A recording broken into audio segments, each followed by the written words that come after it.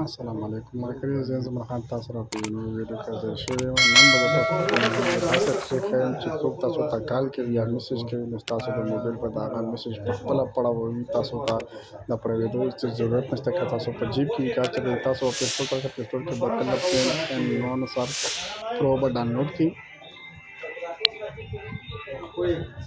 چې دا کله تاسو ډاونلوډ کړئ، دله به تاسو پرمیشن کلیک ټو اپروو پرمیشن دی باندې به تاسو کلیک وکړئ.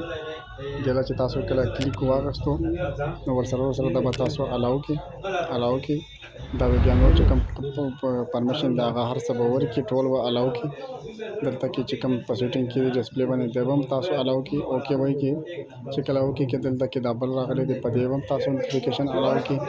چې کله تاسو الاو کړئ، تاسو بیا مخکې دله سپیچ ټیکسټ ورکړئ. سپیچ ټیکسټ دا به بیا اوکې کړئ. دلته کې هم دا الاو کړئ. دا چې کله تاسو الاو کړئ، پرې لیکلي کالز، په کالز باندې یا آډیو باندې چې څنګه لیکلي دي، په دغې هر څه باندې به تاسو کال کوئ. په کالز باندې، په آډیو باندې، په ایس ایم ایس باندې، د هر څه باندې لیکلي دي. نو تاسو اوس داسې کولی شئ چې په خپل کال باندې یا په آډیو یا په میسج باندې تاسو د خپل اکټیویټ کړی کړی شي. تاسو دا کوم چې سپیک نیم دی، دا نیم چې کوم دی دا هم تاسو کافي آن به یې کړئ.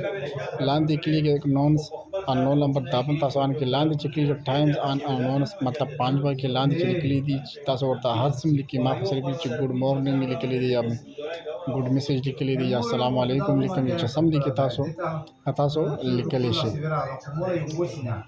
په دې طریقې سره تاسو په دې کې د خپل ټایپ کولی شئ، او ورسره تاسو چې کوم د ویلو چې کوم سپیډ دی، دا سپیډ هم په دې طریقې باندې تاسو کمولی زیاتولی شئ.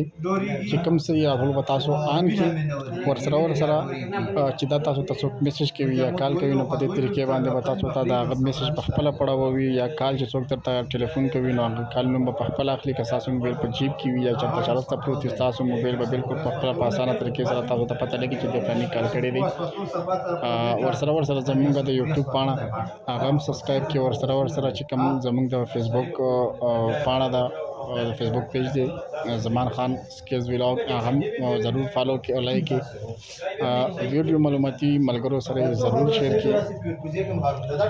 په دې سره چې څومره اکټیویټ شوي دی، دا په دې طریقې باندې ټول اکټیویټ وشولو، او دا ان کولی شي چې تاسو ته څوک میسج وکړي، د هغه نوم به اخلي. تھینک یو.